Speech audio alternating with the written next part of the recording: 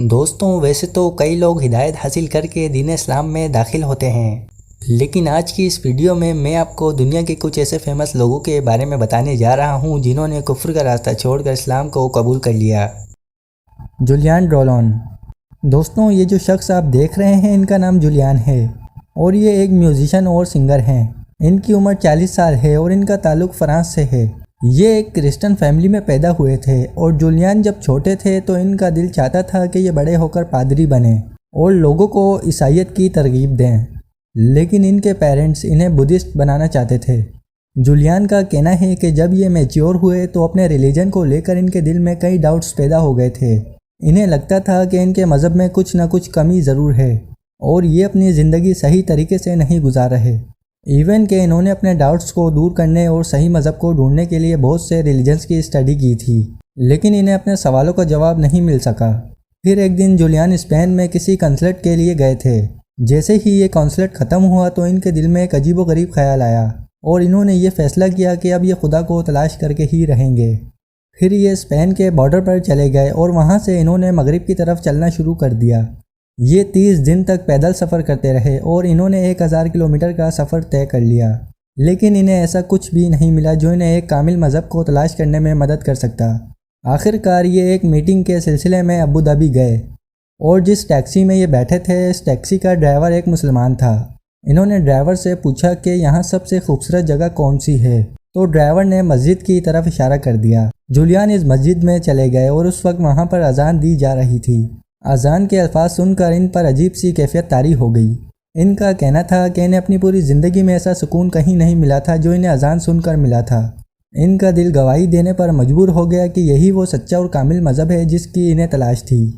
آخر کار انہوں نے 2012 میں باقاعدہ طور پر اسلام قبول کر لیا اور اللہ تعالیٰ کے فضل و کرم سے اب یہ اسلام کے دامن میں ہیں۔ When I took my shahada, I felt like $1 billion. I felt like if someone comes to me and say, look, you just became Muslim, right? Yes. I will put 1 billion in your bank account, but you have to say in front of everybody you're not a Muslim. I will tell the people, sorry, I can't. I don't want this billion. I'm richer than that now. The truth is so expensive. متا نپولین۔ دوستوں نپولین ایک بہت ہی مشہور hip hop singer تھے، لیکن ان کے اسلام قبول کرنے کی سٹوری بہت ہی انٹرسٹنگ اور ڈیفرنٹ ہے۔ متا کے پیرنٹس پہلے کرسچن تھے لیکن ان کی پیدائش سے پہلے وہ مسلمان ہو گئے تھے۔ متا جب 3 سال کے ہوئے تو ان کے پیرنٹس کو امریکہ کی ایک آرگنائزیشن نے قتل کر دیا تھا۔ وہ اپنے پیرنٹس کے قتل ہونے کی وجہ تو نہیں جانتے تھے، لیکن ان کے دل میں اسلام اور مسلمانوں کے لیے شدید نفرت پیدا ہو گئی تھی۔ پھر جیسے جیسے یہ بڑے ہوئے ان کی نفرت مزید بڑھتی گئی۔ 15 سال کی عمر میں انہوں نے لاس اینجلس میں ایک ہپ ہاپ گروپ جوائن کر لیا اور سنگنگ اسٹارٹ کر دی۔ ایک دن یہ اپنے اسٹوڈیو میں ریکارڈنگ کر رہے تھے کہ ان کے بھائی سے ان کی لڑائی ہو گئی۔ ان کے اسٹوڈیو میں ایک مسلمان شخص کام کرتا تھا۔ اس نے ان دونوں کی لڑائی ختم کروائی اور متا کو اپنے ساتھ مسجد آنے کی دعوت دی۔ متا نے پہلے تو انکار کر دیا، لیکن پھر جب اس شخص نے اصرار کیا تو متا نے حامی بھر دی۔ متا کا کہنا تھا کہ وہ دین اسلام کو اتنا ناپسند کرتے تھے کہ انہوں نے اپنی جیب میں ایک لوڈڈ گن بھی رکھ لی تھی اور اپنے دوست کو بھی ساتھ لے لیا، لیکن جب وہ مسجد میں داخل ہوئے تو انہیں وہاں ایک اور ہی دنیا نظر آئی۔ ان کا کہنا تھا کہ مسجد میں تمام عربی، اجمی، سعودی، امریکن، پاکستانی اور انڈین تمام ایک ہی صف میں کھڑے ہو کر نماز پڑھ رہے تھے اور ایک دوسرے کو بہت ہی زیادہ عزت سے بلا رہے تھے۔ متا یہ سب دیکھ کر شوق ہو گئے اور انہوں نے اسلام کو اسٹڈی کرنا شروع کر دیا۔